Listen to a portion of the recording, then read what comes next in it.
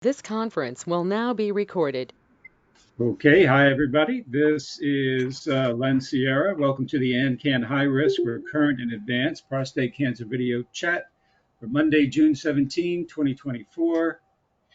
I'll be moderating today with help from my fellow moderators and everyone here. Since you're all experts now, we will first acknowledge and thank our sponsors, and they are Bayer, J&J, Myriad Genetics, Novartis, Telix, and Blue Earth Diagnostics. So we have no one new today, is that right? Okay. So we're going to start with Joel Blanchette. Go ahead, Joel. Yes, thank you, Len.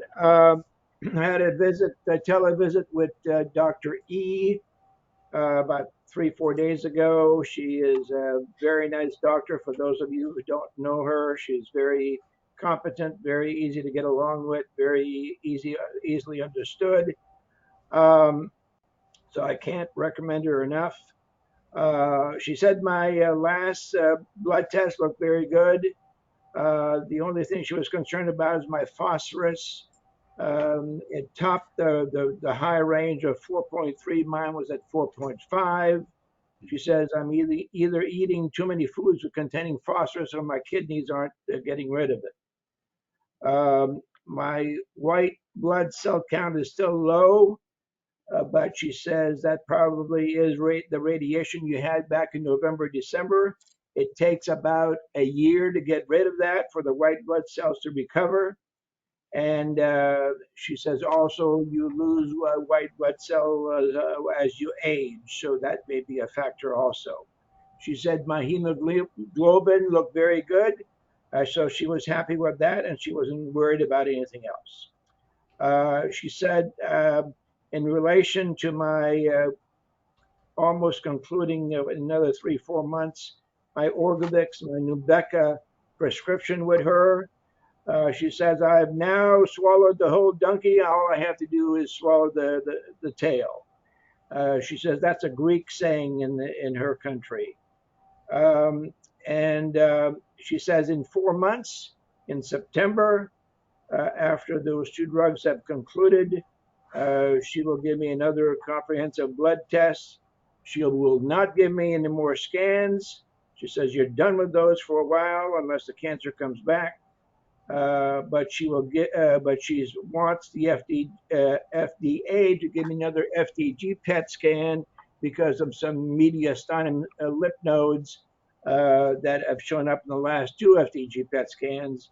But she says, I am sure they're not prostate cancer. There's something else, but we need to find out if they get worse or stay the same. She said she would, however, give me a liquid biopsy, probably from Tempus, that will determine if I have any cancer cells remaining floating in my blood from all my tumors. So she said the liquid biopsy would be a good thing to catch that if there are any remaining cancer cells in my body. She will be doing. I asked her if I had to go to Texas for the next one. Usually, every 6 months she has me go to Houston. She said, "No, I don't need to see you in Houston because I don't expect you will need anything." And she says after we do this liquid biopsy and the blood work in September, we will do a blood test every 3 months to measure your testosterone and PSA. I talked to her about some sleep issues I was having. She says the Orgovyx is 100% responsible for your lack of sleep.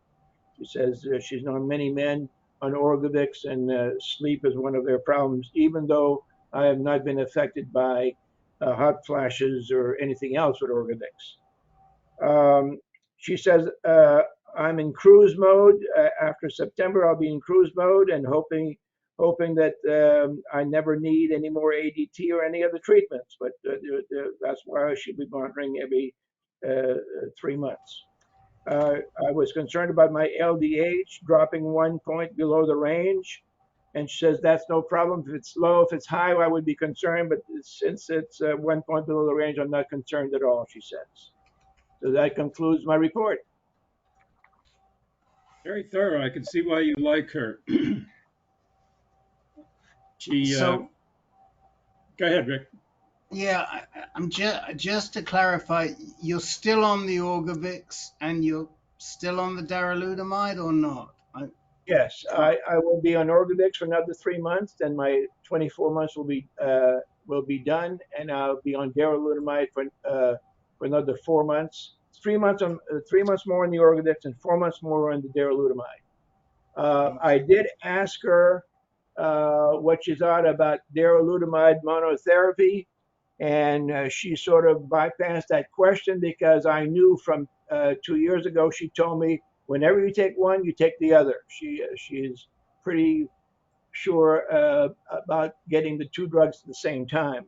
So she says, let's not be concerned about that. She says, if your cancer comes back, PSA comes back, what I'm going to give you is another scan to find out where it is, and we'll address it at that point. So she wants to do the scan first, and then where it is, zap it again with SBRT or do whatever the newest thing is at that point. She's already told me that the Pluvicto is probably in my future. She told me that 2 years ago. But of course, hopefully, but between now and whenever, there'll be some newer drugs that come out too.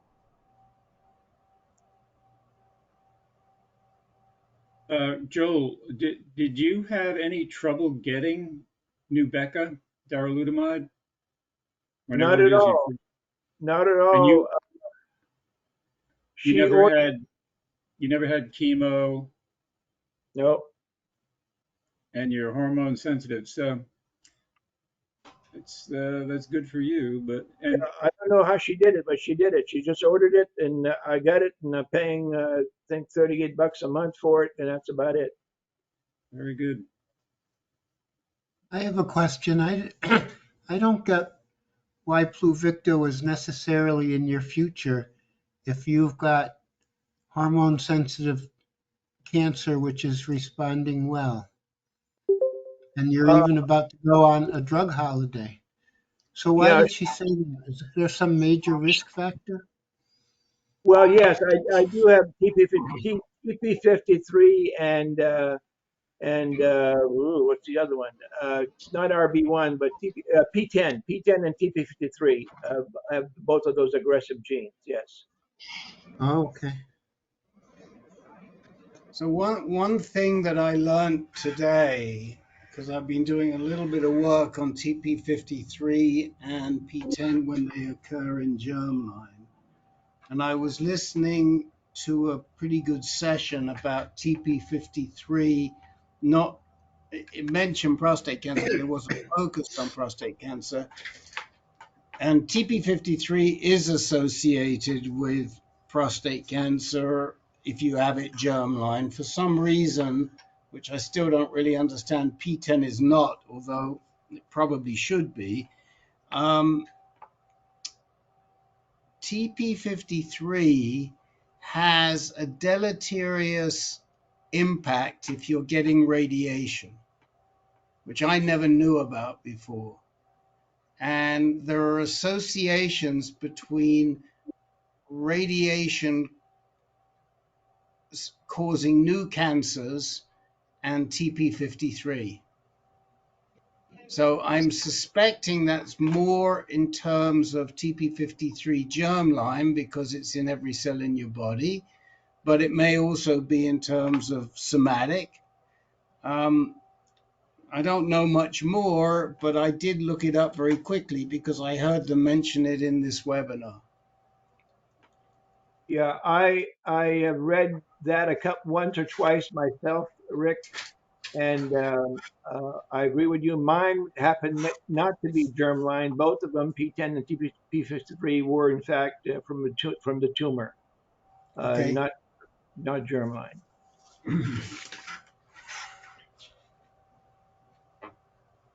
So who knows what foods? I don't know the answer to this. This is not a quiz. This is a question. Who knows what foods have phosphorus in them? so that Joel should know what foods to eat less of. Anybody know that? Soda. Stay away from soda. Okay. Yep. So, like, when you, Deciduous vegetables, broccoli and Brussels sprouts have phosphorus in them. oh, okay. Yeah, Also, Thanks. phosphorus is all, you're going to get it in milk. Milk has phosphorus, beans, fish, eggs, poultry, nuts, they all have phosphorus. You've got to have a terrible diet to have low phosphorus from dietary reasons. I can't believe Joel's diet is bad enough that he could look this good and have low phosphorus from that. no, I have high phosphorus. I'm 2 points above the top range. I have Oh, gotcha. too much phosphorus. I gotcha. Well, And maybe nuts. too much beans, too much nuts, too much milk, too much eggs, too much poultry, so many things you could be eating too much of. You figure it out. I eat all of that. Yes. Maybe you should be like Dr. Jeff. Go on a tofu diet. You have to be careful with the ranges because remember those are sort of approximations for a general population. 2 points above, you're at the high range of normal. You just keep an eye on it. I wouldn't get too stressed about it. There's not such a hard and fast endpoint where you exceed the limit and now you got to watch out. Yeah, That, that that sounds basically that's what sensible. Dr. E said. She wasn't too concerned about it unless it went up further. And were your kidney tests, BUN, creatinine, were they good? Yes, I asked her specifically about that, and she said yes. She was satisfied with my kidney test, even though those were marginal too. She was satisfied with them. It's not a problem. All right. Sounds pretty good, Joel. Joe, when does she plan on having your liquid biopsy? 3 months, 4 months. I'm sorry, 4 months from now, when I'm done with my Orgovyx and darolutamide, she's going to give me a liquid biopsy to check what's in my blood. If there's anything cancer cells left in my blood from my tumors. Thank you.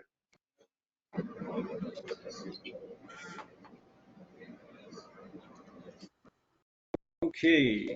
Joe Comanda, you're up next. Before I start, I wanted to ask, are Joe Joel, Comanda? yeah, I'm Hey. here. Can you hear me?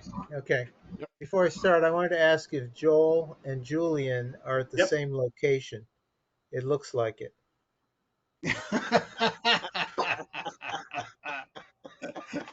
I'm afraid there's like just a green screen effect. It's a Uh, green screen that I have. I have a Florida scene behind me, but I'm in Reston, Virginia, and Julian is actually in Houston. With okay. Dr. My trees are one side and his trees are to the other side.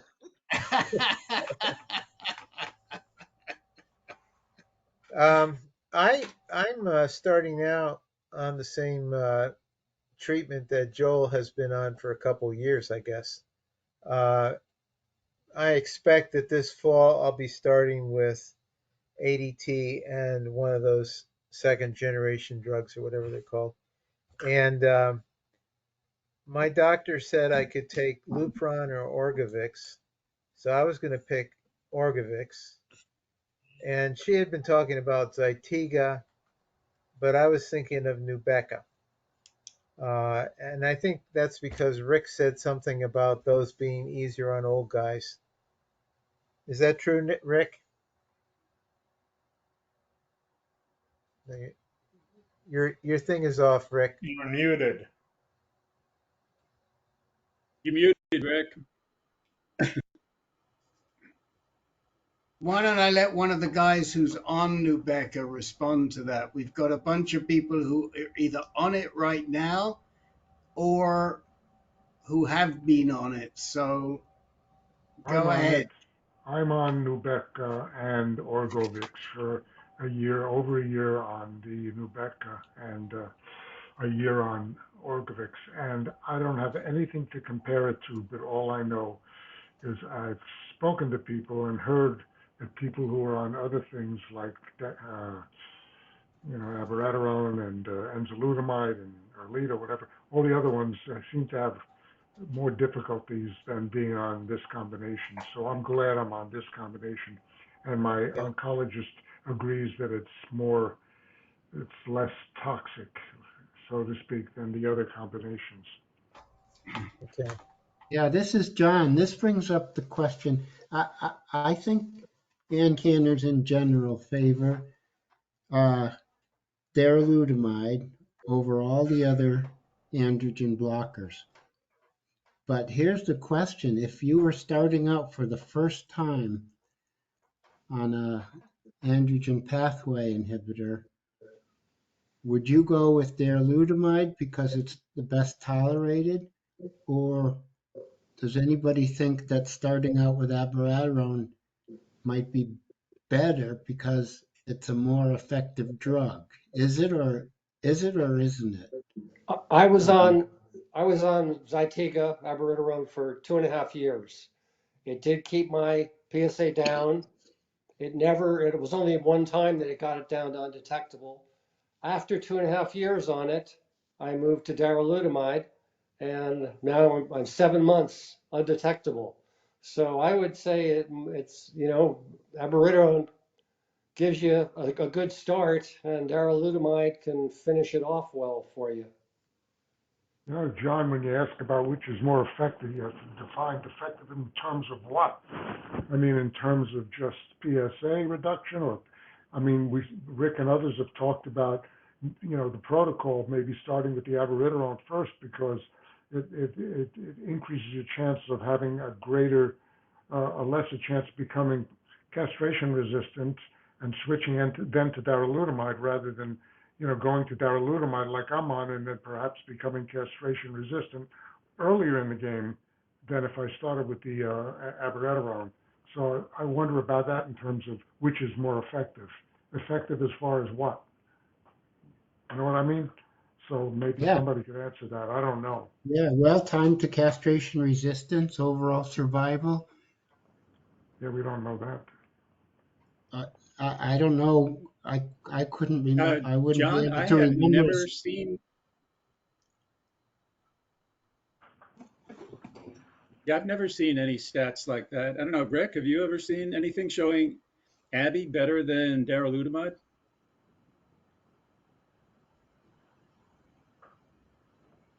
You're muted. Rick, unmute. I think what we know is that abiraterone preceding other second-line anti-androgens has a better track record in terms of longevity than abiraterone following. Isn't that right, Len? Yes, it's correct that if you start with Abby and then you switch to a second line therapy like Darrow or Enza or any of the others, you have a better chance that it will work. But I've never heard anything about Abby being longer to castrate resistance than any of the others. Matter of fact, No, I I hadn't. mean, I think the way that we look at it is that if you're taking the two together in sequence, you get more mileage out of Abby starting than Abby following. Yeah, that's true. But that's not proof that Abby will take longer to get to castrate resistance. That just shows that once Abby is no longer effective, if you switch to another second-line anti-androgen. Right. Yeah. Yeah, and I think the reason there's so much uncertainty, Joe, is because there's never been head-to-heads like that because the drug companies don't want the head-to-heads.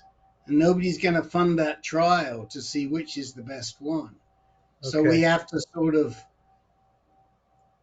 we have to deduce these sort of things. This is like the art part, or the logic part. But I think that if you could tolerate, starting off with abiraterone is probably the best way to start. But it may not be the easiest.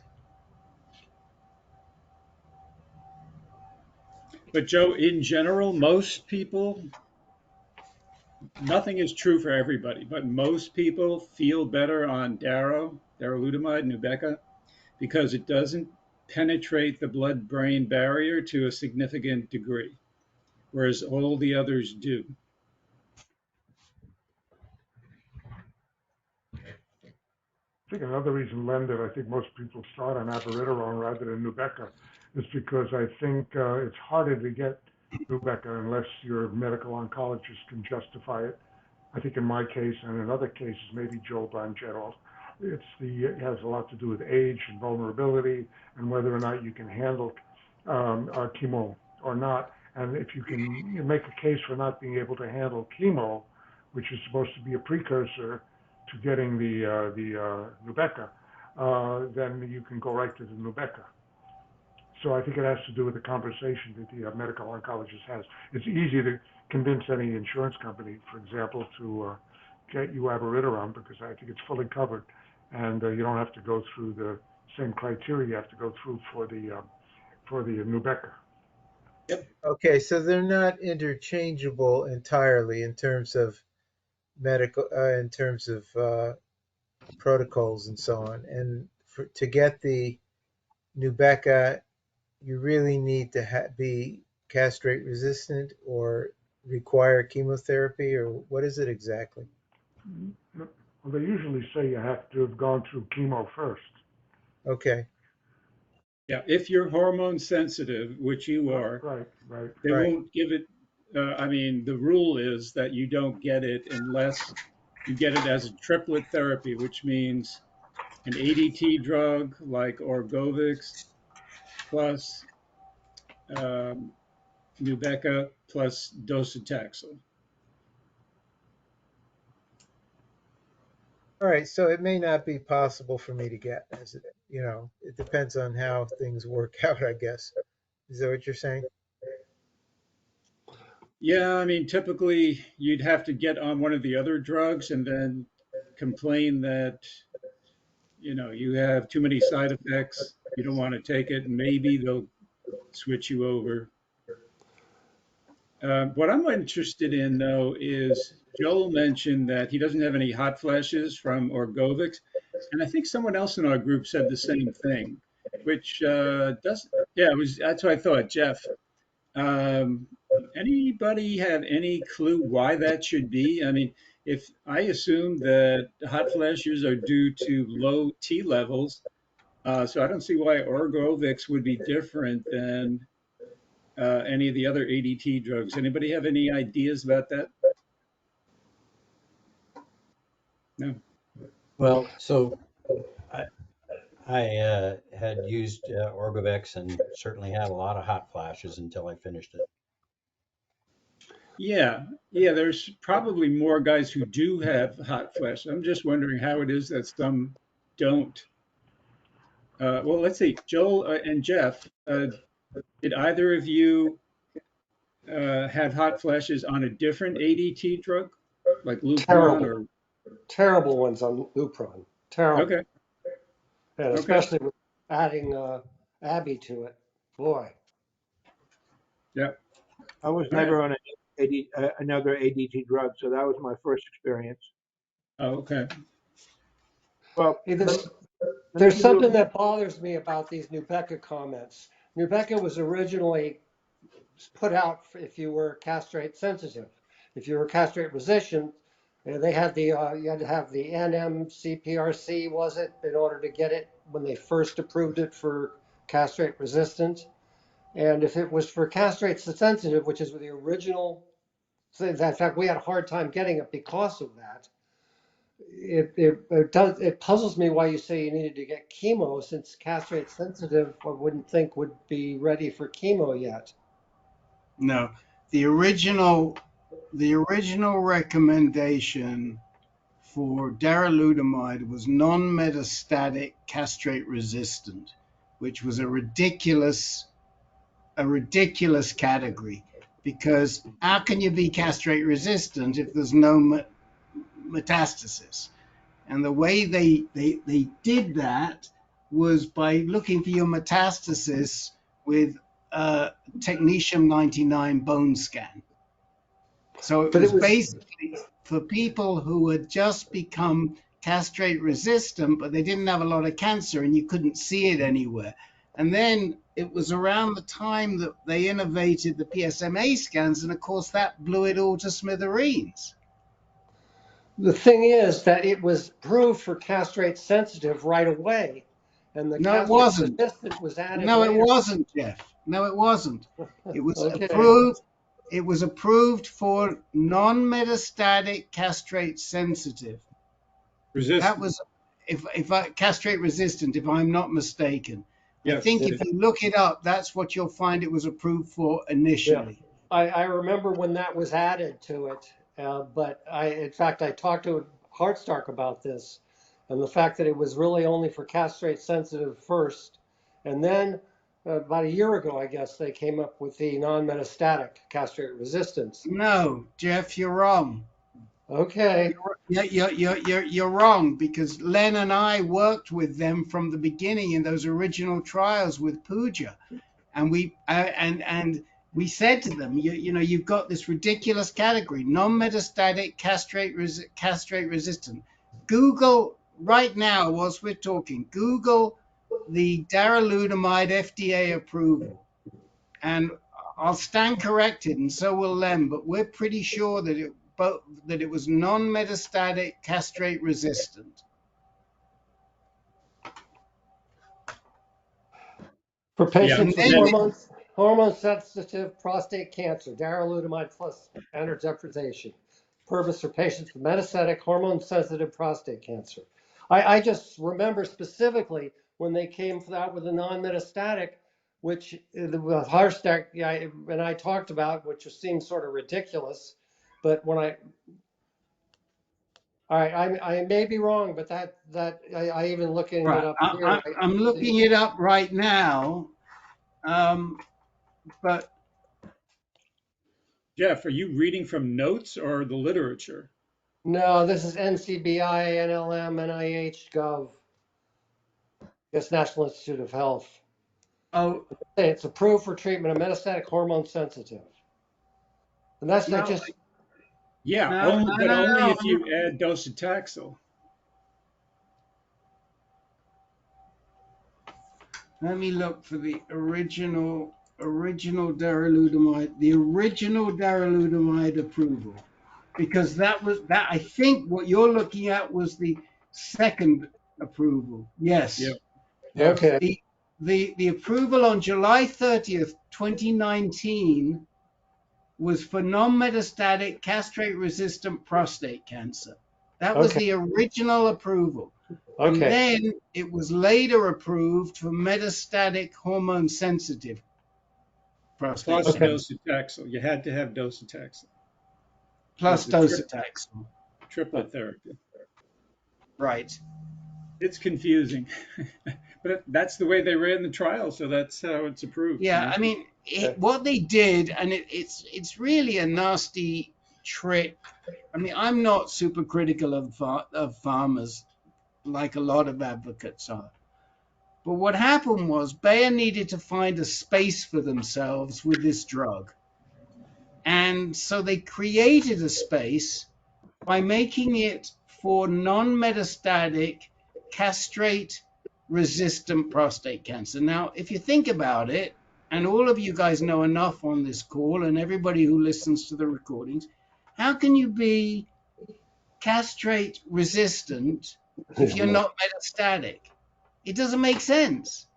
And what they did was they made that criteria of being non-metastatic using a technetium scan, an old T99 bone scan.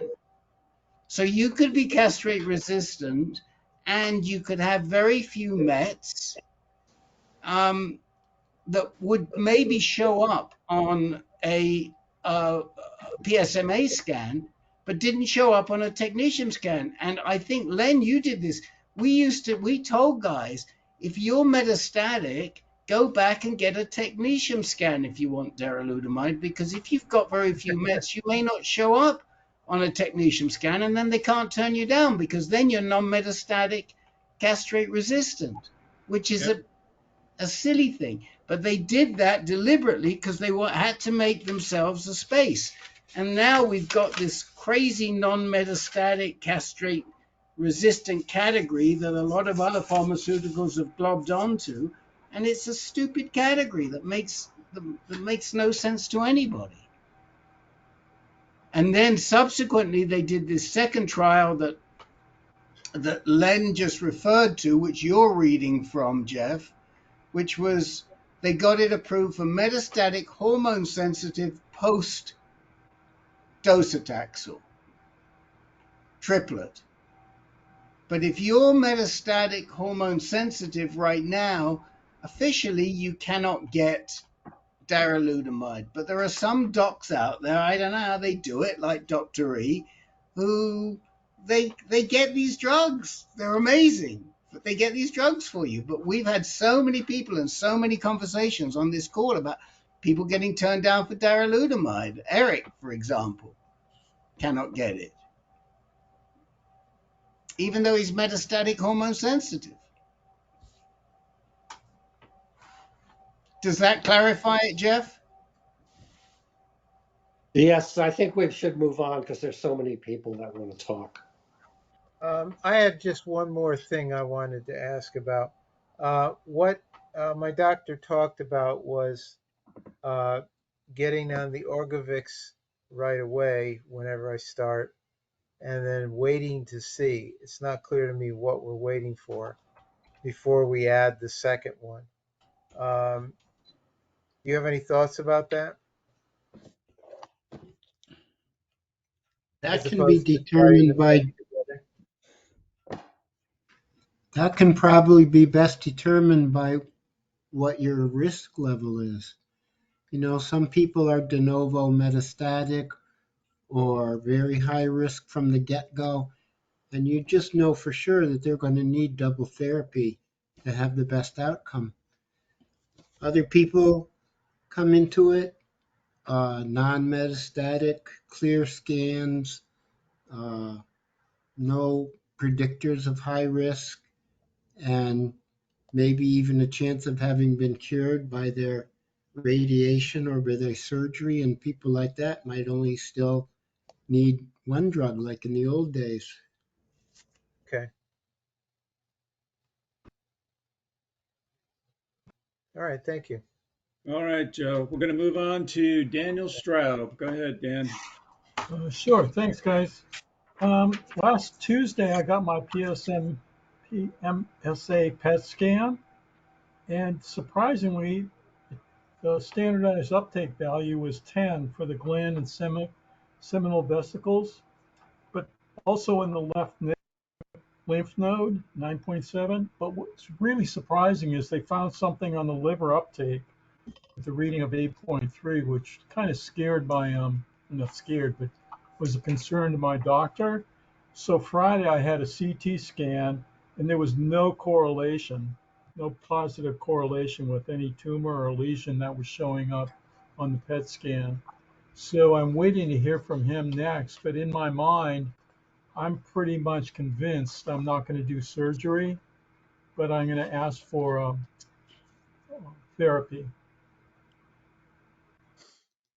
Can I ask you a question, Daniel? Can I ask a question? Did you say you did an MRI or a CT scan on your liver?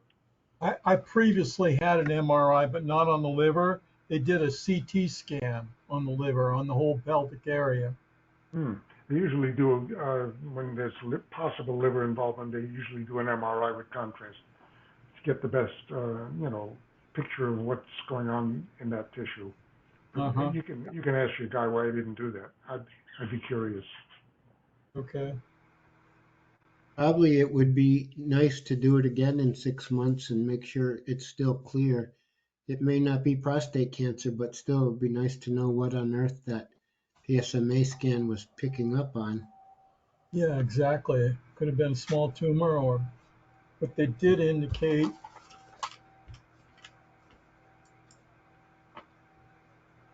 no definite CT correlation for the FDG activity as described on the PET scan.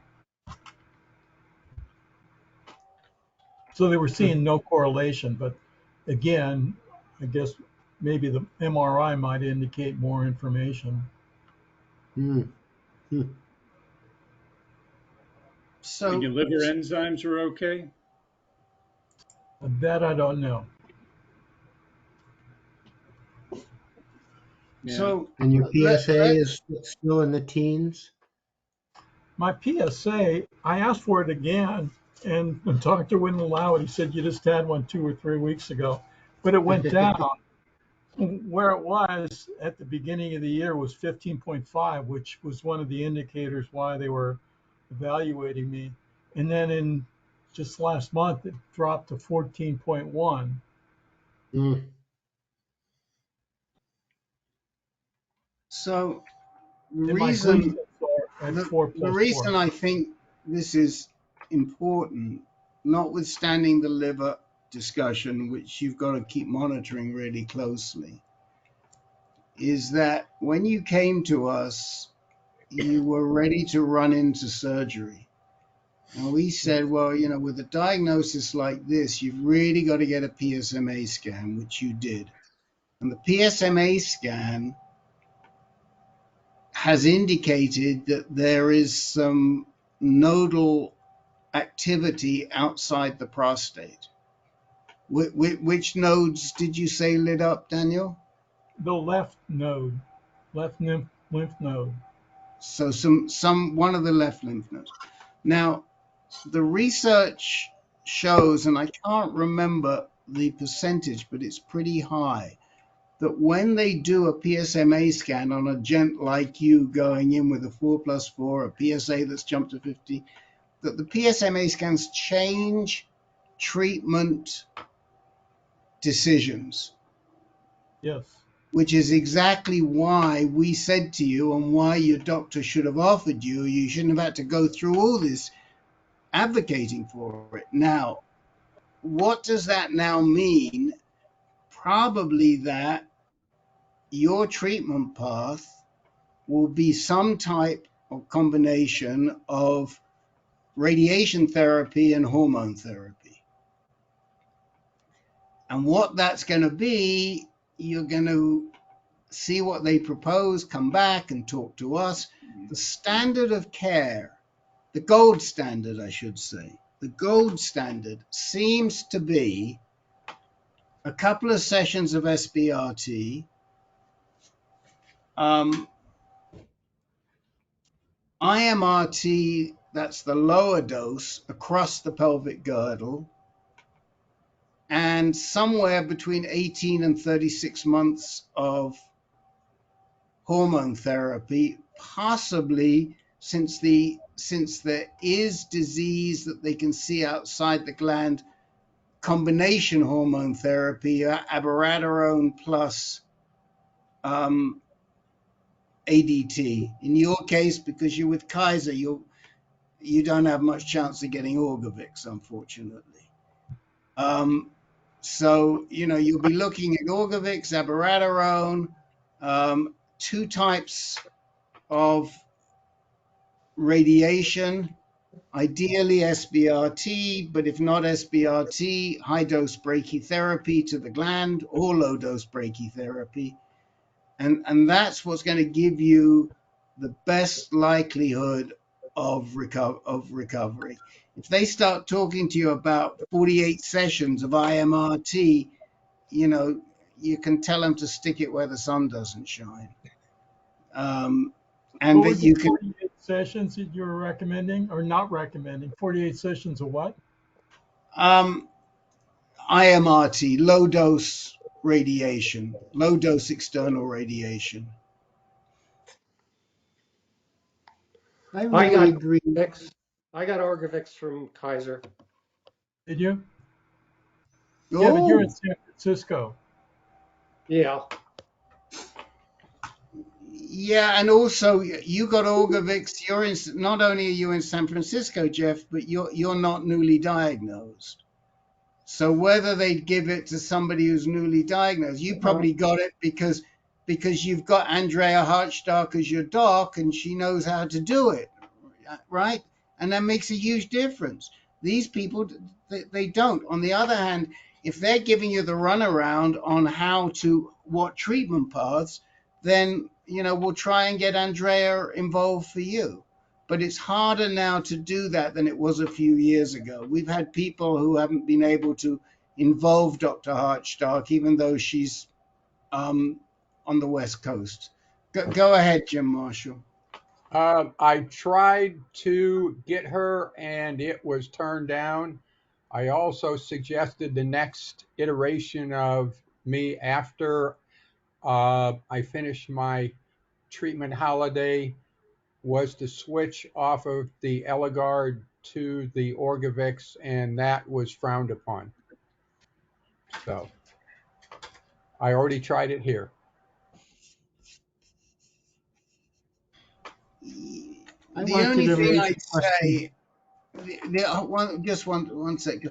The only thing I'd say is times are changing, and it could be I mean, Jeff Marchi couldn't get any of this stuff originally. They were giving him the old runaround, and it took ages. Eventually, we got him to Andrea, and it took a while. But it just might be that times are changing. So I wouldn't discourage anybody from asking again if they're in Virginia, KP. Thanks. I wanted to get one word in. I really agree very much with what Rick said, and I'll bet you anything that's exactly what's going to come to pass. The only doubt in my mind is that I'm not quite ready to conclude from that PET scan that Daniel is metastatic. Those low SUV lymph nodes, not that convincing to me, not that I'm a radiologist. Usually, they'll do something like compare it to background radiation in the liver and see if the background radiation in the liver is less or more than that in the nodes that are being picked up. But in this case, the liver findings are kind of confusing. But I just, I'm not so sure that we can be sure that those are metastatic prostate cancer, those nodes. No, but Any other?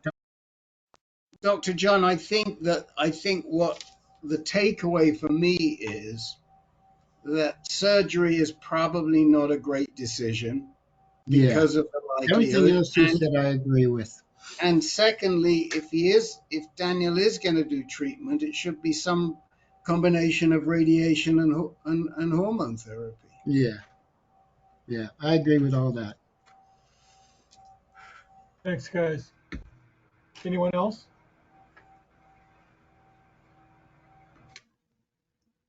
Let's move on. All right. Thank you, Daniel. Neil, you're up next. Yeah, hi, good evening. So just an update about in the beginning of May, I met Dr. Raul Agarwal, the GU at UCSF, and for the first time, introduction. And he had the same recommendation that my radiologist had, was to get off the Orgovyx because I'm a low risk. So the plan that I had was I was on Orgovyx the plan was to be on for 21 months. But after 13 months, they said, well, this latest studies show that after radiation, and by the way, backing up 10 years ago, I had my prostatectomy. So it came back and a couple of years ago, and so they put me on some radiation and the Orgovyx. So in my case, the radiologist and Dr. Agwal said because I'm low risk, after 6 months, I could get off the Orgovyx. So I had been taking it for 13 months. So I was glad to get off it. And within 30 days, I got a blood test within 30 days of getting off of it. My last day was May 8th with the Orgovyx. And in June, I think it was 3rd, my testosterone had bounced back to normal levels, 283. And my PSA continues to be undetectable. So hoping that stays. We don't know, but it's just been 1 month. But I'm now on a program of kind of wait and see, and get a blood test every couple of months, and a PSA blood test every couple of months, and see how that goes. So from the hot flashes, they did finally recede. It took about 30 days after getting off of the Orgovyx. And I guess that's when my testosterone started to come back, and it bounced back quite quickly. So that was interesting. The only other thing that I would want to add tonight is that the Orgovyx, over the 13 months, I exercise regularly and quite heavily. And since I've been off the Orgovyx, I've been able to raise my blood pressure quite a bit during exercise, quite a bit more and with less stress than during the Orgovyx. And actually, after about probably a year, close to a year, I went to see a heart specialist because my activity level came down. I'd hit my wall at about 135 blood pressure, and that was low for me. And so in that last 30 days, now it's come back up where I can hit my blood pressure up to 145, 150, which is what it used to be when I was at my peak level. So I think the Orgovyx, whether or not it's in the literature, watch that your shortness of breath and/or blood pressure on Orgovyx is affected at all during or heavy exercise. So that's my update. Jeff, go ahead.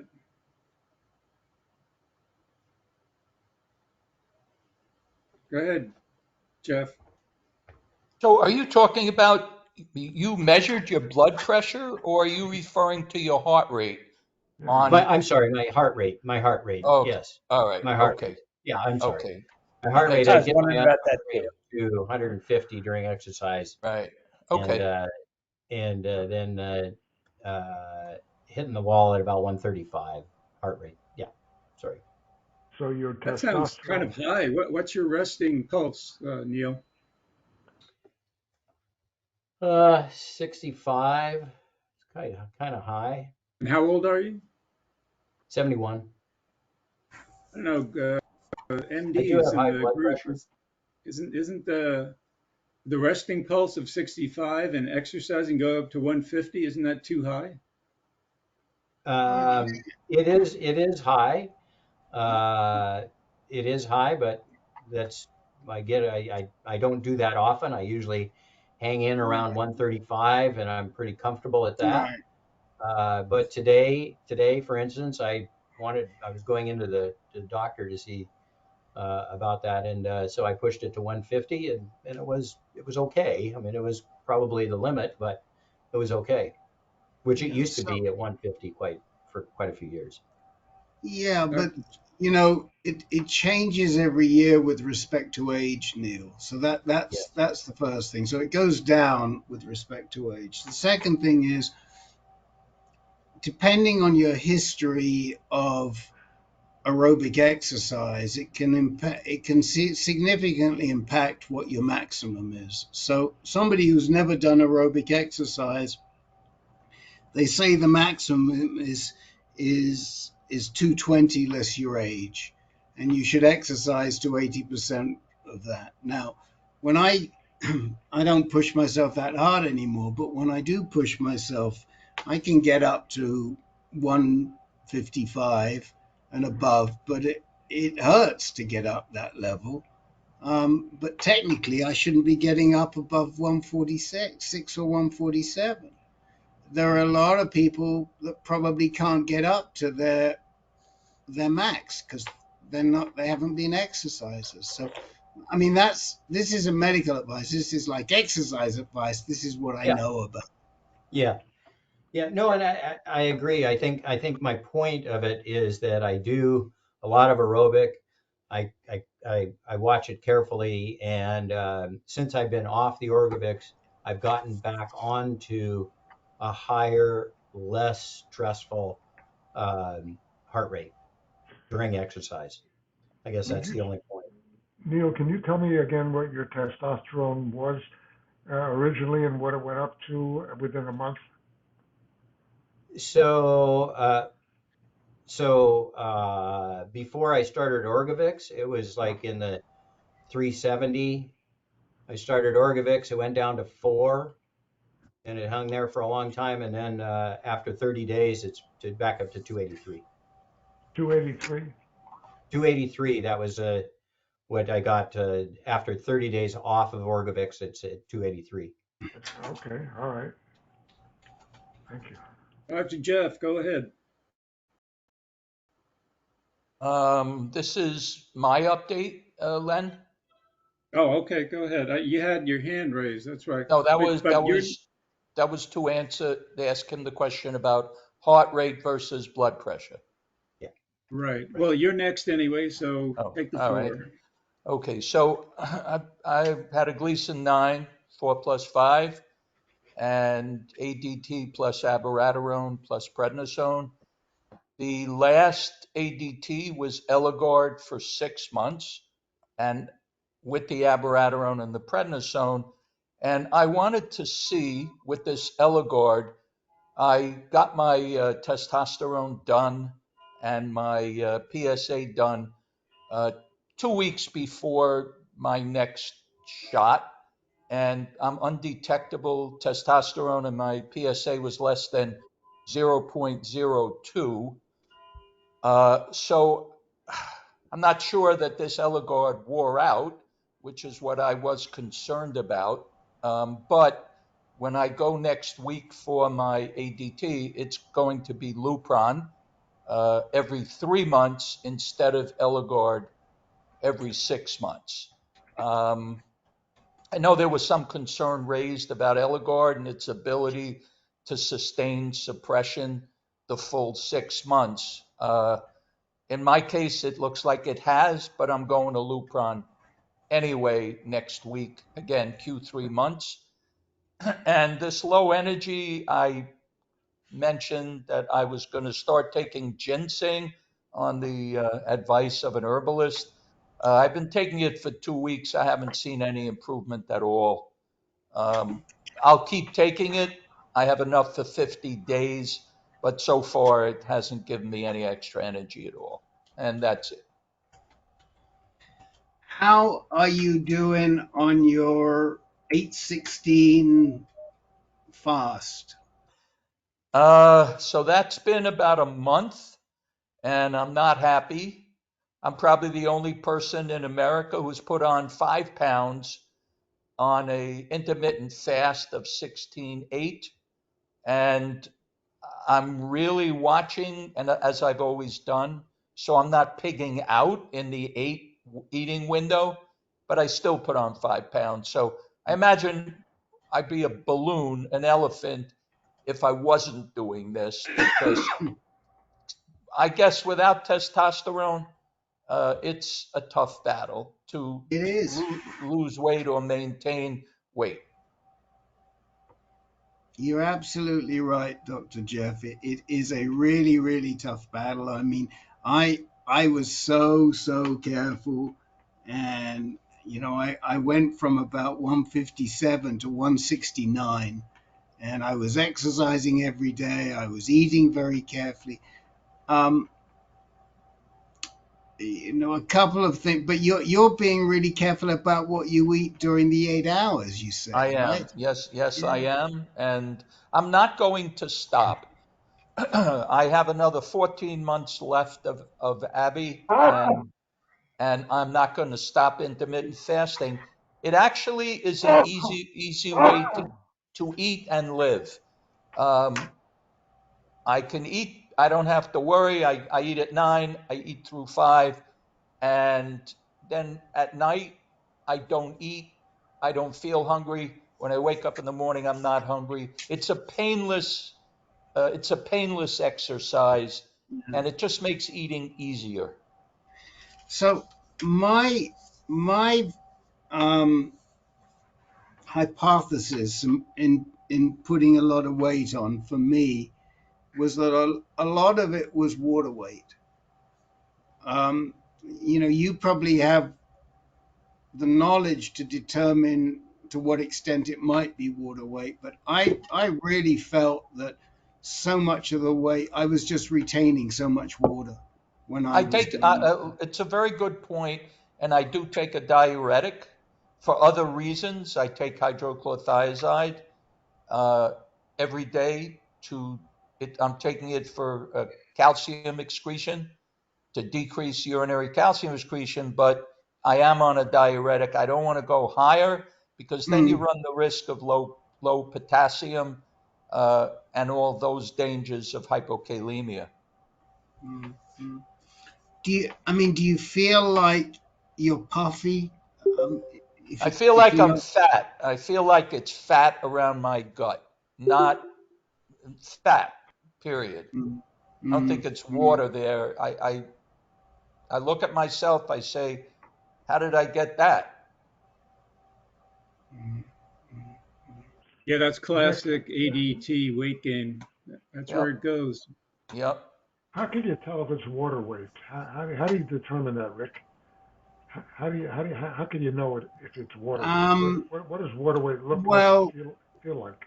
I think for me, one of the reasons was because even though as I was putting on weight, my weight fluctuated quite a bit.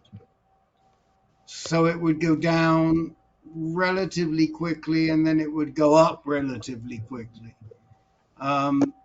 But and like I said, and I could sort of feel that I was puffy, like not in my belly, like legs and just puffy. But it's really hard. I may have been fooling myself. Who knows? But I did get up to 169. Now, the other thing was I was also lifting more than I'd ever lifted before, and I probably had more muscle than I'd ever had before, even though I was on hormone therapy, which is crazy. But I think that was a factor as well. I think Rick makes a good point, Jack. And if you get pedal edema, that's, as you know, that's pretty indicative of fluid overload, whether it's too much salt, whether it's heart failure, kidney failure. So I think if your ankles and your feet aren't swollen, I don't think you're retaining fluid. If you want to keep track of your water, you can buy a Withings scale. I have one. It weighs you within 1/10 of a pound. I've never had a problem with weight.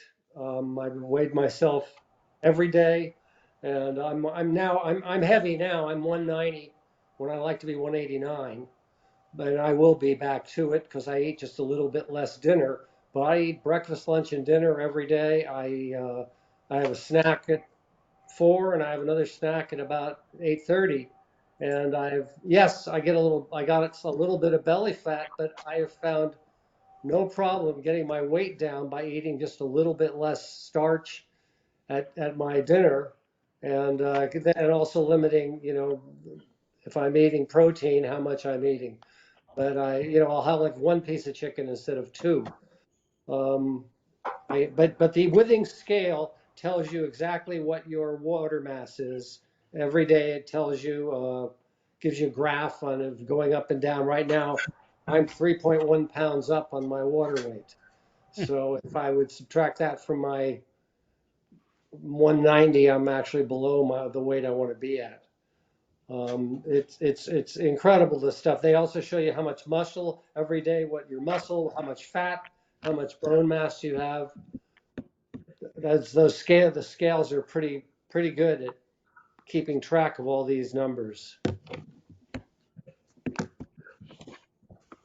Could you put that scale in the chat in the window? Yeah, sure.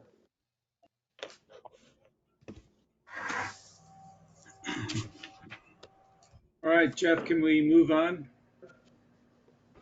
Yeah, I'm done. All right, thank you. Bill Lee, you are next. Okay, I'm coming. Here he is. Yep, I'm here. Let's see. Where was I going to start? I just finished 3 months of, well, back where I was at. Yeah, I started 3 months of Lupron. Just finished that. I'm in my 4th month now. Before I started that, my testosterone was at 173, so it's already below the low. And my PSA was at 3.0. After 3 months, testosterone's down to 16, and the PSA is at 0.15. I did have a PSMA scan, which they showed a spot right around the bladder. I think just the radiation, the bladder is hiding it from the radiation. So there's that one spot that didn't get zapped. That's all they saw. They didn't find anything else showing up anywhere else. But I did go to, what's the higher, the what, photon beam radiation? The more precise radiation? Photon or proton? SBRT, the SBRT. Anyways, I talked with that radiation oncologist, and he looked at the scan and said, it's too close to the bladder. It'd cause me more problems than just staying, just go with the Lupron and stay on that. Because you could be good for another 20 years, which would be fine for me. He goes, you're not out of the question if, things started popping up elsewhere that, he could come back and he could take a look and see if, spot radiation would work. So the second round here, Lupron, they've added Xtandi, enzalutamide. Got the genetic results back, and Dr. Heath said, she goes, no, you're an overachiever. You've done both of your cancers all by yourself. There's no genetics involved. What an honor. Sorry, what? That's quite a compliment. Yeah. And I was listening to previous sessions where I wasn't there, and you guys were all talking about exercise and stuff. At the end of March, I bought a water rower, and I've been rowing. I'm up to 280,000 meters of rowing, and I row every morning. Row about anywhere from 1,500 to 3,000 meters a day. Good for you. And I also have some kettlebells, which are starting to feel more heavy than they used to feel. And let me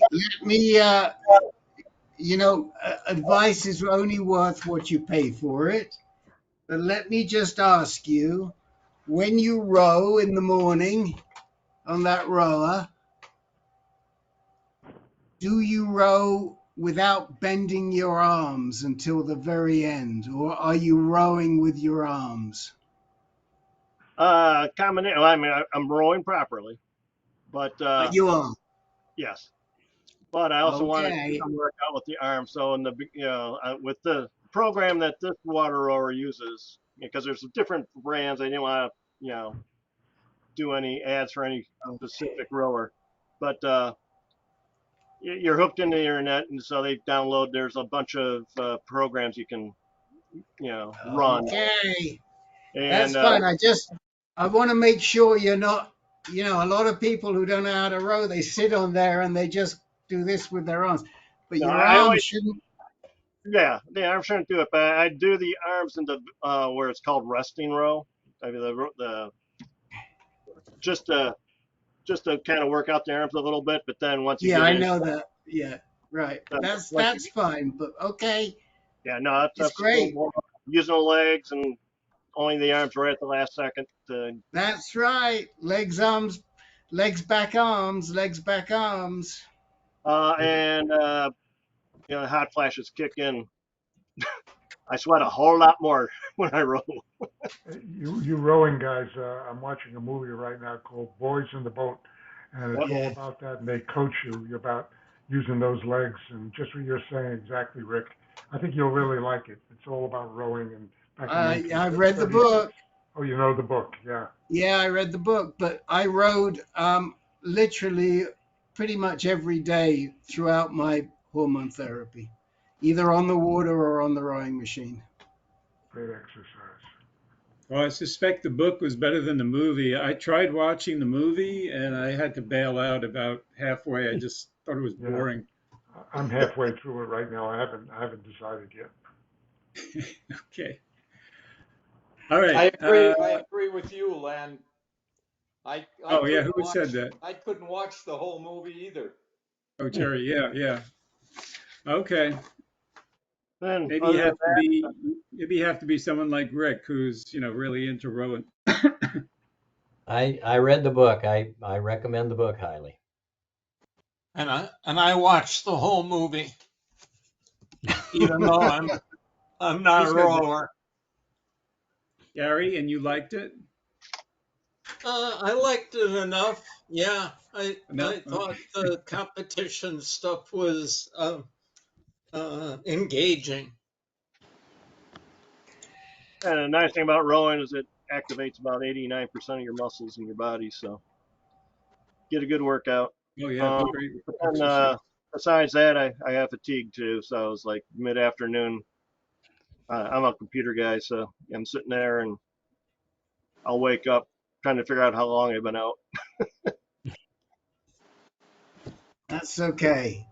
You gotta go easy on yourself. And I would come back from my rowing and I'd take a nap for 45 minutes, and then I was sort of good to go for the rest of the day. But I really get it, and more power. Kudos to you for doing it, Bill. Fantastic. That's Fantastic. my update. Did you go back to see Dr. Heath to get all this done, or are you doing this all locally up on the Upper Peninsula? I'm down here in Oakland County, the southeast Detroit area. Oh, So yeah, why I'm did with I? the other guy. I forgot his name. Oh, that's right. It was the other Steve something or the other. This is all through Dr. Heath. Yeah. Yeah. All right. So, Alan Babcock, you are up. All right, just real quick update. I had my prostatectomy back in February of 22, and then I had recurrence, treated with radiation and Orgovyx, but the Orgovyx was only 6 months, and I asked Dr. Gainesman about that, and he said, I know what I'm doing, so, this is what we're going to do. And I've been now 18 months undetectable, which is kind of nice. So that's where I am. And also my cardiologist, because I got sent to a cardiologist because I had the stroke.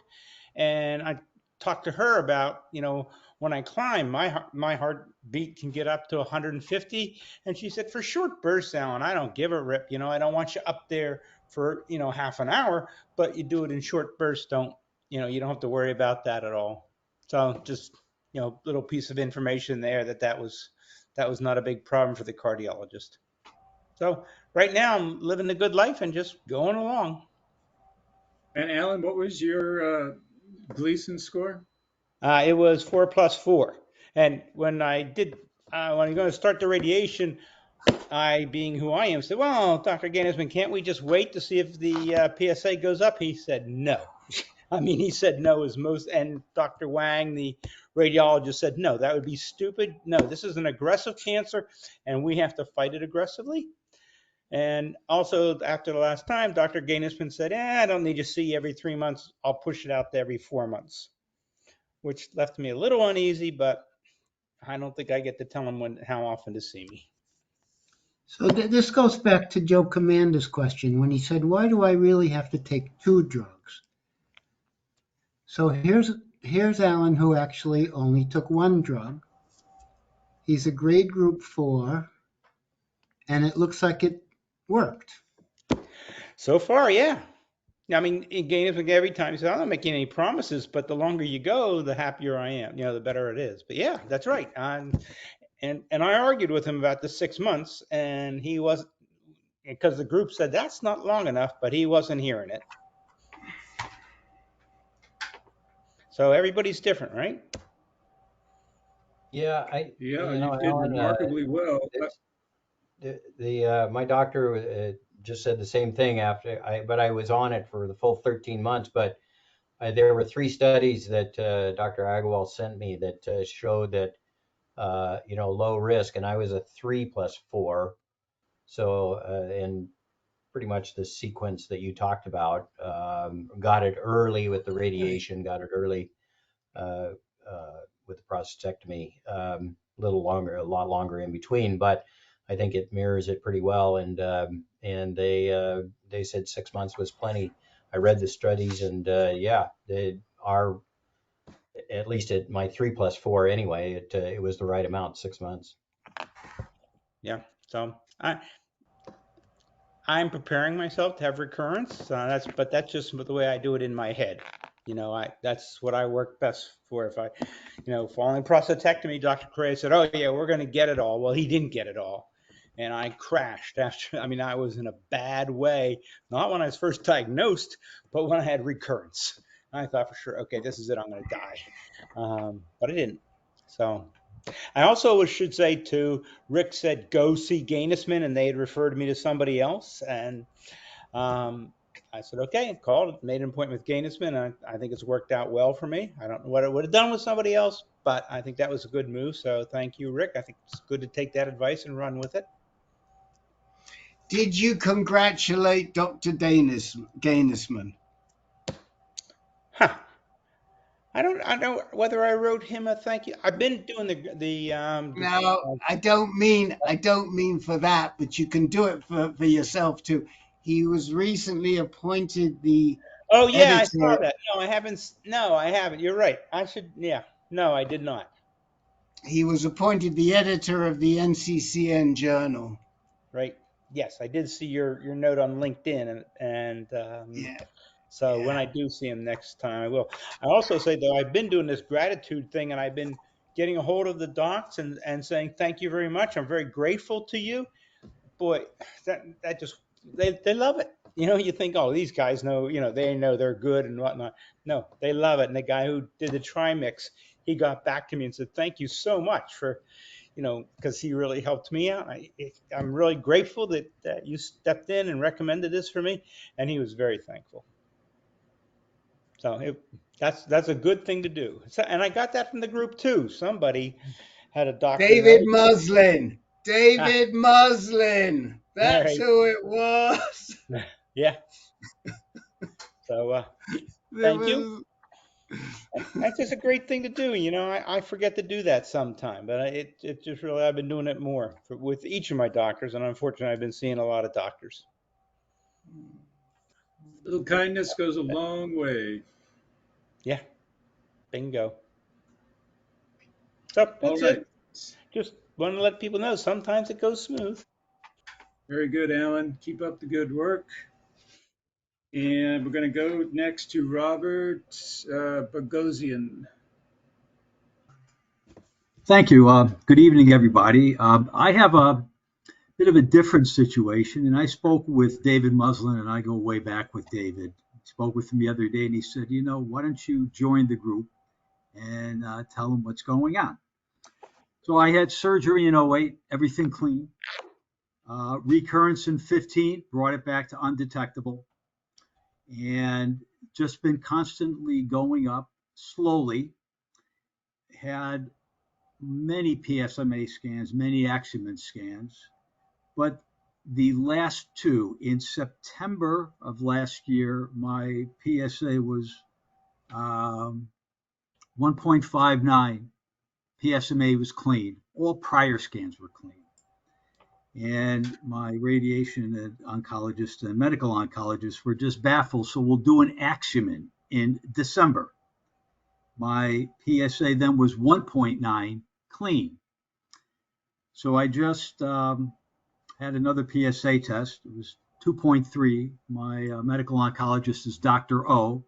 I went to see him, and he says, "You're really an outcast. You're an outlier here. And all we can do is do another scan," but he wants to do on the PSMA scan, he wants to do the CT scan with contrast first, because maybe that will show something when they overlay it on the PSMA. But what's frustrating is with numbers like this, and when you look at all the research as to the sensitivity of these scans, that something should be showing, and it's not. When I asked that question to Dr. O, he says, the more we see these scans, the more we learn that, we're learning more, and that the numbers are not as exact as they were when they first got FDA approval. So the more research, the more we see, the more that, you're not going to always have positive readings on these. So my question is, with numbers like this, and my Gleason was 3+4, but it's very frustrating, and I guess it's a good thing nothing's lighting up, but it's also very frustrating that nothing is lighting up. I just throw out to the group, has anybody seen anything like this, or can add anything? I've come pretty close to that, Robert.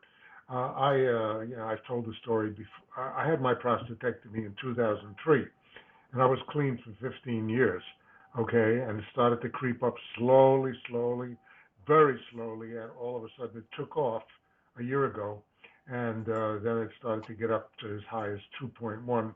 I went into treatment. They couldn't find anything. All right, and they searched, see choline scan at Mayo in 2017, because they're the only ones who were doing any sophisticated scanning. Okay, nothing.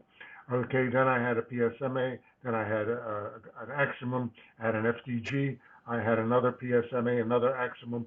Finally, they found it, did a biopsy, because it was in my lung, in a lymph node, and they diagnosed adenocarcinoma metastatic.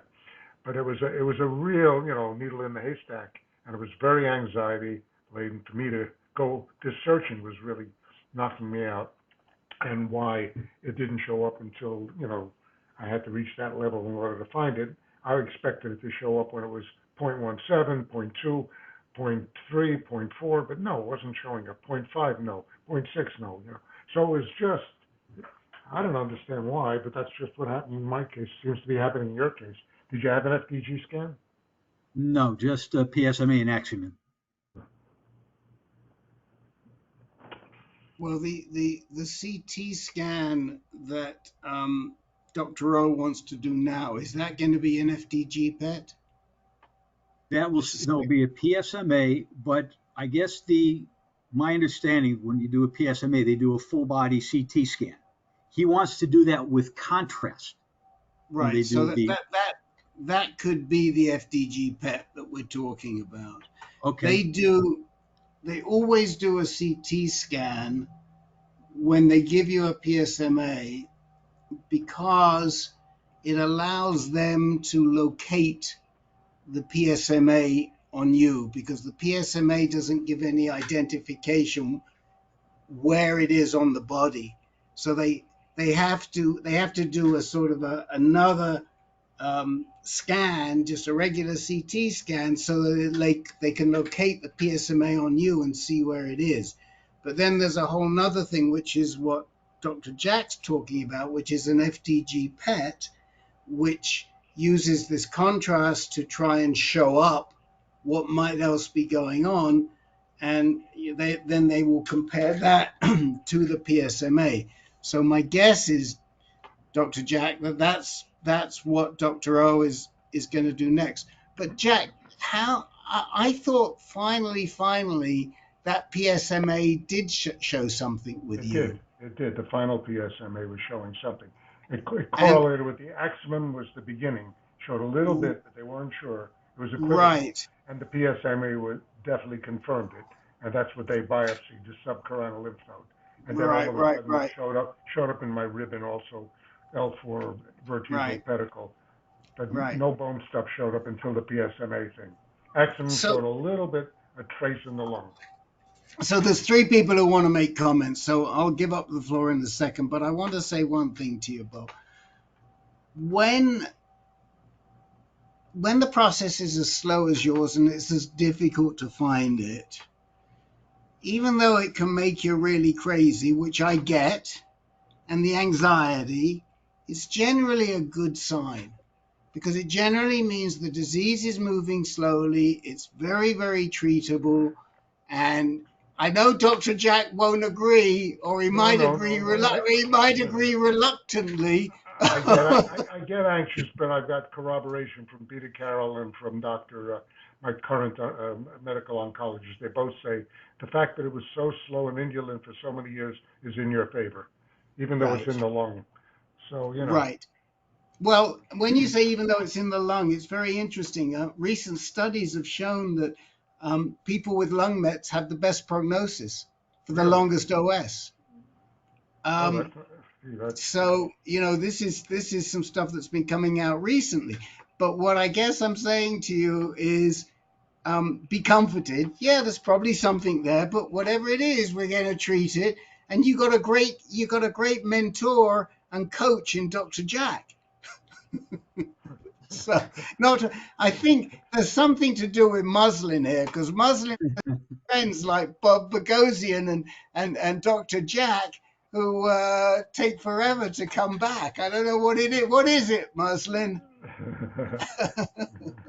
Listen, I don't judge. I just talk to them and keep whispering sweet things in both their ears.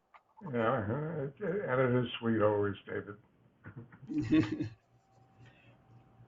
So let's go to the raised hands. We have Joel and Dr. Jeff and Eric. Let's do them. Yeah, Dr. O is a great guy, great doctor. However, if you were under Dr. E's care, I think she would recommend a whole body MRI for you, so you can figure out if there's any, if the MRI shows anything. A long scan, but it might detect something. I had two of those, Robert. 2 total body MRIs and didn't show anything. And that was even after I had a positive PSMA. So I don't know. I wonder about those whole body MRIs without contrast. You're in the tube for 3 hours, which is torture. I had several MRIs, but not full body. Yeah. All right, thank you, Joel. And then we have Dr. Jeff and then Eric. So, Rick, I have a question, Len. In this circumstance, is there any intelligence to beginning therapy now?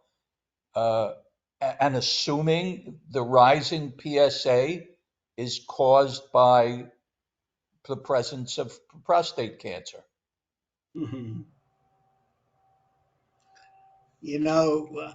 I'll give my response, and then I'll let Len give his, and Dr. John give his. But Dr. Jeff, I have to throw it back at your Hippocratic oath of do no harm. That's the balance. Yeah, but maybe not treating is the harm. I'm asking whether it's gold standard that you need to have a positive scan to begin therapy.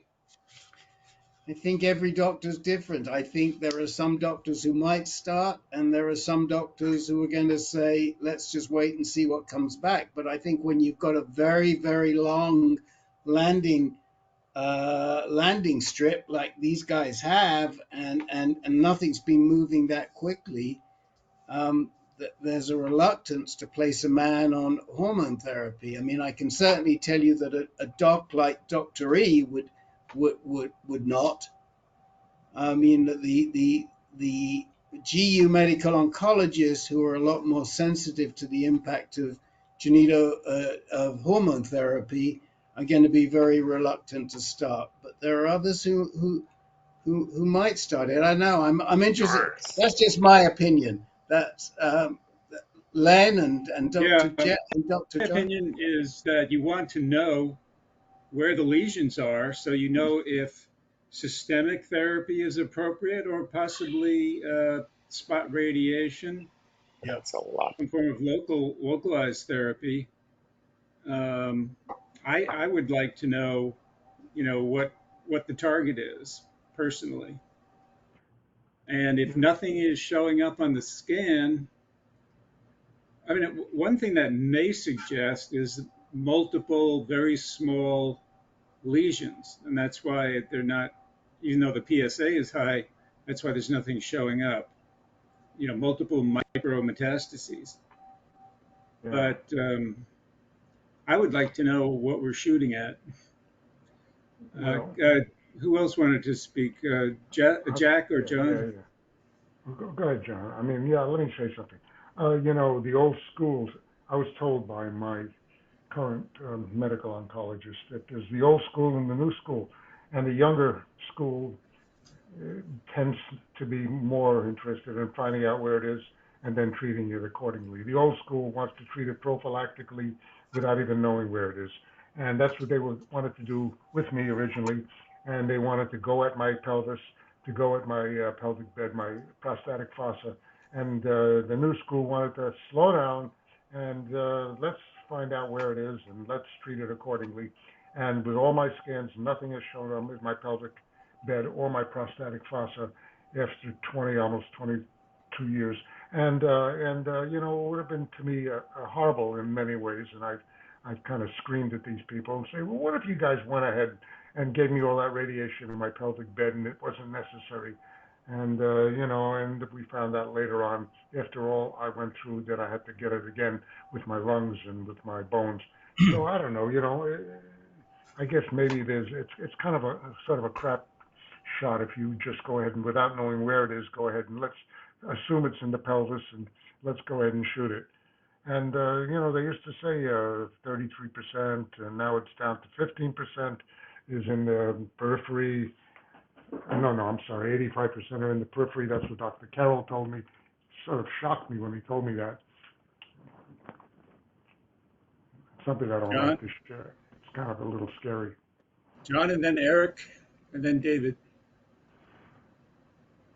Well, I think there's a tie between the scans on one side and the PSA on the other side. So I would say break the tie by calculating the PSA doubling time. And then it'll be 2 against 1. 14 months. 14 months. So to me, that's 2 against 1 in favor of waiting. In favor of waiting, is that what you said, John? Yeah, I would agree with that. I didn't realize your doubling time was that slow. Eric, and then David. Yeah. So, yeah, I kind of more of like a question because, like, logically to me, it's like I would definitely think like if you can't if it doesn't show up on the scan, like radiation is definitely out because you don't know what what you're trying to radiate. But my question is like homotherapy. If you have your prostate removed and you still producing PSA, that means like the cancer is somewhere because what else produces PSA outside of the prostate if you already have it removed, so you know that it's there. So I would think that maybe a homotherapy will at least be a treatment to keep it isolated wherever it is for as long as it can be, because the longer you wait, it may spread even though it's undetectable. That's just my knowledge. That's just my weird way of looking at it. If I'm off by anything, let me know. But it's just kind of weird. But you guys are kind of touching on it already. But if you definitely don't know where it doesn't waste your time radiating because you could be radiating something that you don't need to. But I don't see the downside of hormone therapy if that, especially if it keeps it, from growing rapidly and possibly spreading. Thank you, Eric. And David, go ahead. It's interesting, Bob, and tell me if I'm repeating this correctly, but when you talk to Dr. O says you can either treat a mess or you're going to treat the PSA number. What do you want to treat? So Right. that was, so Dr. O kind of said, what are we treating here? And are we treating your anxiety or are we treating a Met? Isn't that right, Bob? Right. He says basically, paraphrasing, but pretty accurate. You're chasing a number now, and men need testosterone, and it's not easy to take. And all your scans are negative, and your doubling time. I was wrong on the doubling time. It was about 13 and a half months, little 13 and a half months. He says that come back in October, and we'll do another scan. Yeah. What an interesting discussion. Most men would love to be in your position, Bob. So if you can chill out, like I have been telling you, and go live life until October, you got my support, and I know you got everybody else's support on this call. I'm done. Thanks, guys.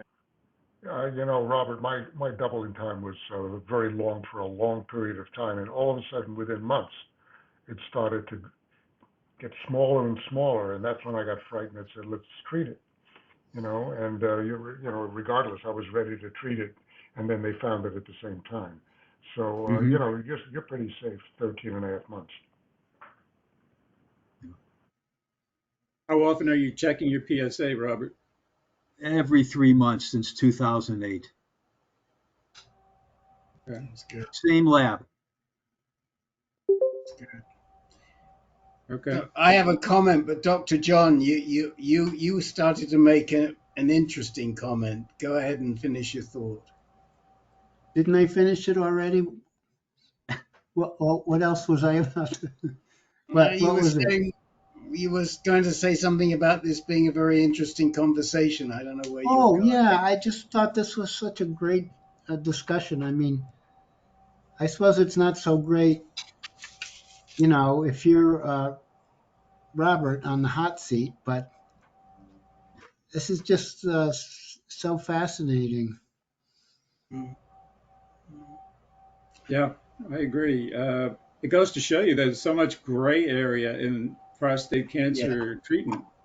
Yeah. I'm at the opposite end of Robert. My PSA was 0.17, and the scan picked up 8 lesions.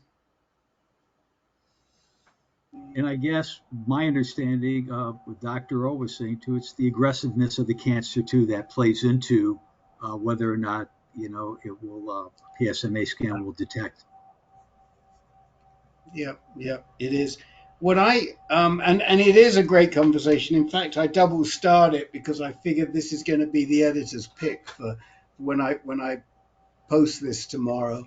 But I wanted to give some kudos to Bob Bogosian because I know that it was a big lift for you to switch your docs and to get yourself over to a GU medical oncologist and to get it and you happen to have one of the best in the country with Dr. O, but just making that switch when you'd been with the Radonc for so long and what have you, more power to you. And I think that should ease your anxiety a huge amount to have Dr. O in your court. Mm-hmm.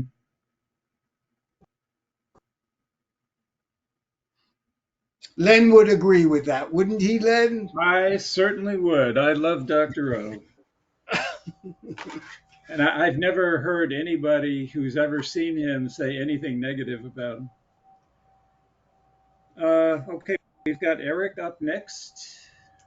Yeah, so just a update. So last week I started my enzalutamide and got my first Lupron shot. So far, so far I haven't felt any fatigue or any effect of, uh, so far. I was a little sore in my initial shot area for like a day, maybe a day and a half. Um, but other than that, now the question I do have is just that, like, one of my testicles seems like is, become enlarged.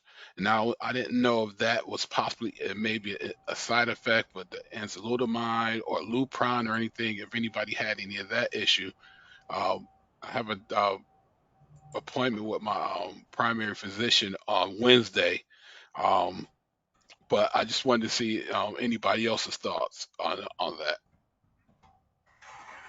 Bill Lee, you've got your hand raised, I just or you had? just reminded that I guess it was last month and right near the end, so it was probably 2.5 months in. All of a sudden, like my left testicle was very painful. Then it subsided and it's fine now. So and everything I read was yes, the reduction in testosterone can cause that. Yeah, okay, was it enlarged or just painful? Yeah. In my case, it was just very painful. Okay. Painful is common. I certainly have the pain like I've never had before, to sensitivity to touch, very sensitive to touch, which has never happened before. But enlargement is something new. Haven't heard of that with no testosterone. You could have two things Well, going on at once. You could have something unrelated to what's going on. no, hold on, Dr. Jack. Hold on. Eric got a Lupron shot. So what's going on right now is he's producing testosterone like crazy because he's getting an agonist. He's not getting an antagonist. He couldn't get, if you remember, we couldn't get him the Orgovyx. So what I wanted to ask the doctors on this call is, it's the first week, could this be a response to his testicles working overtime? Dr. Jeff or Dr. Jack or Dr. John? But didn't Eric get something else beside Lupron prior to this? That was a blocker? Well, he got the bicalutamide, but the bicalutamide acts on the Casedex. The Casedex acts on the receptors. But when he gets this Lupron shot, all of a sudden his testicles are having to work, because the bicalutamide is not going to really impact the testicles so much. The bicalutamide is just blocking.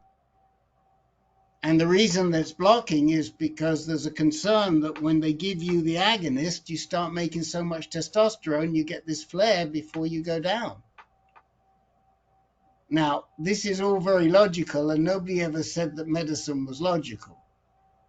Well, I'm an economist, but I am an economist, so I can say, assume his testicles are working overtime. Will that give him pain if his testicles are working overtime, docs?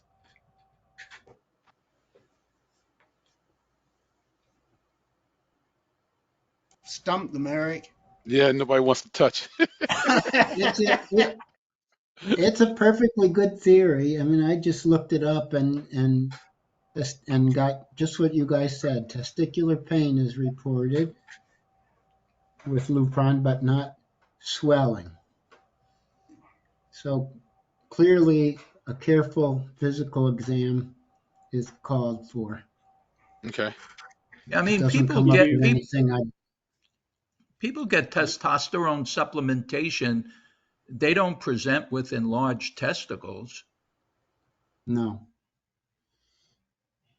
Eric, did you talk to a urologist? No, I haven't seen a urologist since I was first diagnosed with prostate cancer. I know, guys, wouldn't that be the right doc to go to? Yes, to rule out infection. Orchitis, which is an inflammatory situation or infectious situation in your testicle, in guys our age is often caused by bugs like E. coli. So you need to make sure you don't have orchitis, which can be treated with antibiotics. Okay. I will Uh, make an appointment with a urologist. yeah. David, you had a hand raised? No, sir. Maybe I did it by accident. Sorry, Glenn. Oh, by accident. Okay. I Oh, it was did the Jim Marshall. I'm sorry. Go yeah. ahead. Kaiser will generally require you to go through essentially the primary care unless you have seen a urologist in the past 2 years and you do not need a referral. Okay. That is the protocol. Okay. Yeah, Eric's not with Kaiser though, Jim. Oh, I thought he said. No, no. No, Excuse me. he's not. Now, have you had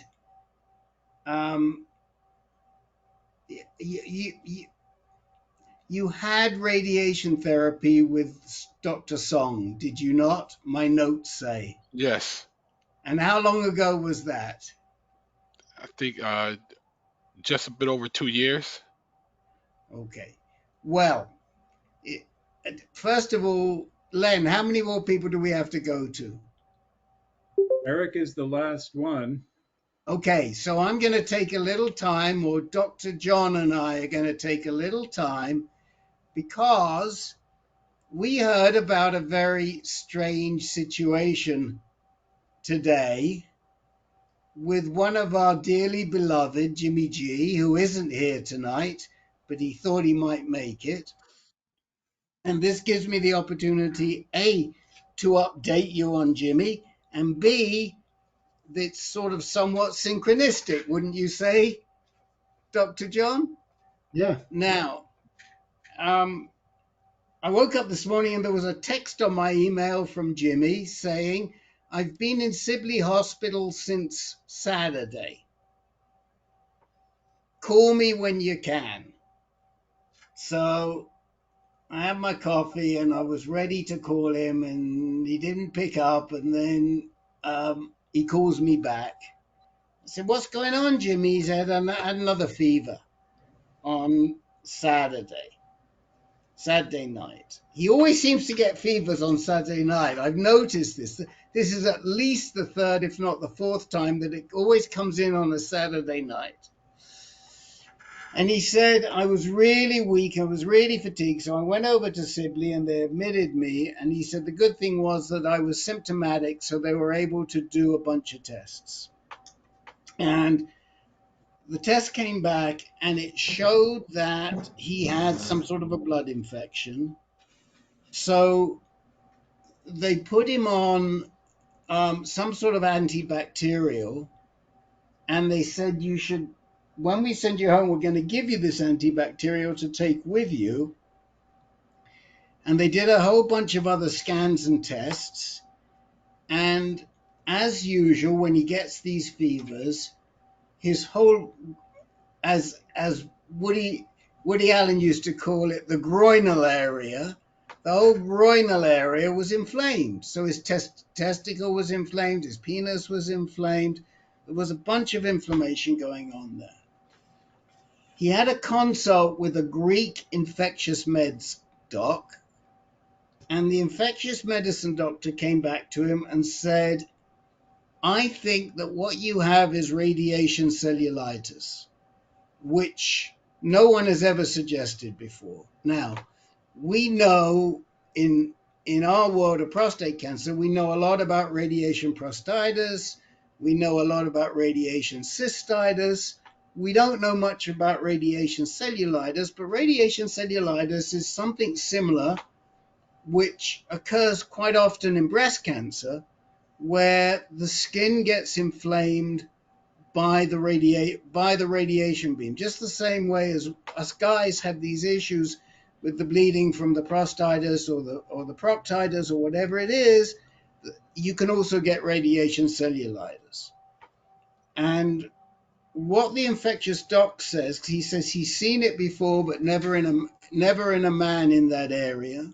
is that what's going on is that Jimmy's getting these flares, these radiation flares that are causing the inflammation, and that's what's giving rise to his fever. Now, I personally have had cellulitis 2 or 3 times. It's really, really, really painful. And it's usually been from some sort of an insult, different insults, usually in my lower legs is where I get it. And you get fever, you get huge swelling, and it's really, really, really painful. So, Eric, when you say to me, and it's highly unlikely this could be the case, because thank goodness you don't have any fever or anything else, but it immediately made me think of Jimmy. And hopefully we've solved Jimmy's fevers. I don't know. Dr. John, you said you were going to speak to Jimmy. Did you get a chance to do that? No, haven't got him yet on the phone. Any comments on what we're talking about? Dr. John, I'm saying, because you've been thinking about it.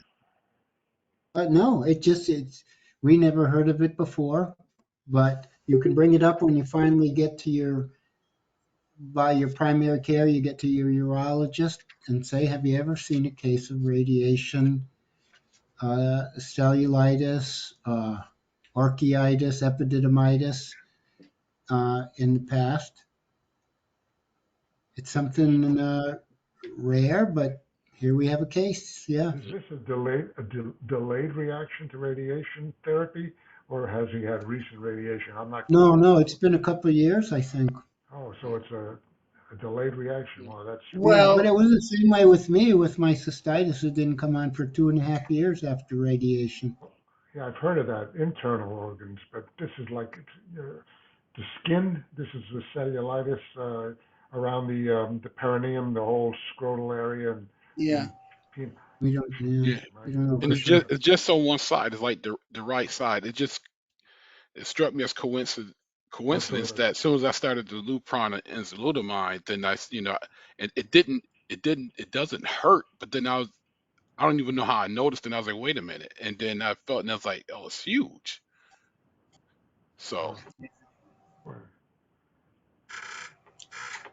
I would think it's somehow related to the Lupron and the testicles working overtime, even though it's only one. But and that's just a Eric, guess. Is it possible you had any trauma to your testicle? I mean, when I was that same testicle, when I was like a freshman in high school, I had surgery because a muscle fiber was twisting, cutting up the circulation, so that I had to have surgery as a kid. But that was, when I was 14.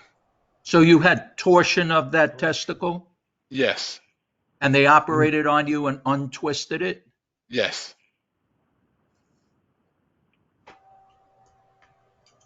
Well, you better make sure that's not happening again. Okay.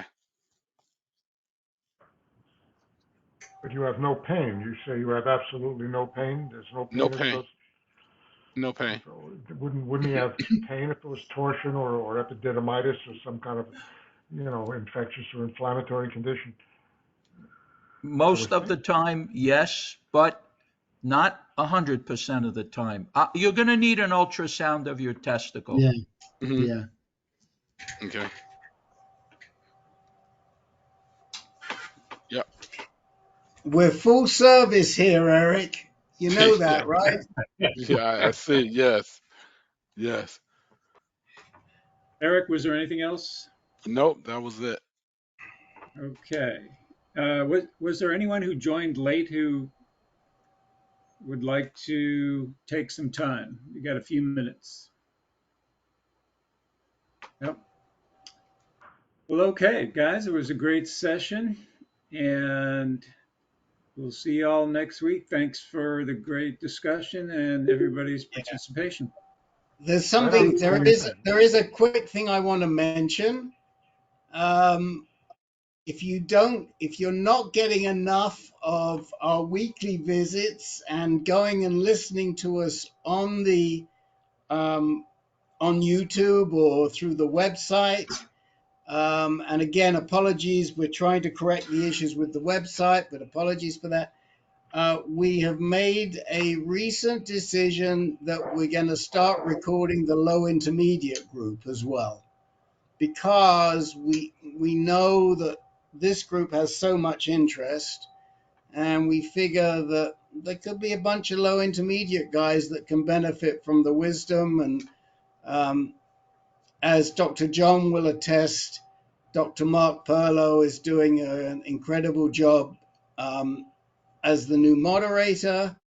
And so we've made the moderators have all agreed, and so probably in July there'll be two. So when you go look for us on YouTube, make sure you get the right one. If you hear people talking about surgery and surgery details or radiation details, you'll know you're in the wrong group. So that's it. Coming soon. That's a coming soon announcement from. And I hope everybody had a good Father's Day. Did people enjoy Father's Day? I hope. Yes. Oh, Yep, yes. had a great Yep. time. Yep. Fantastic. All right. Fantastic. All right. All right. Thanks, Glenn. Yeah. Good night. Thank you, Lynn. Good night, Good everyone. night, everybody. Thank you, Len. Thank Thank you, you, everybody. everybody. Thanks. Thank you. Aye.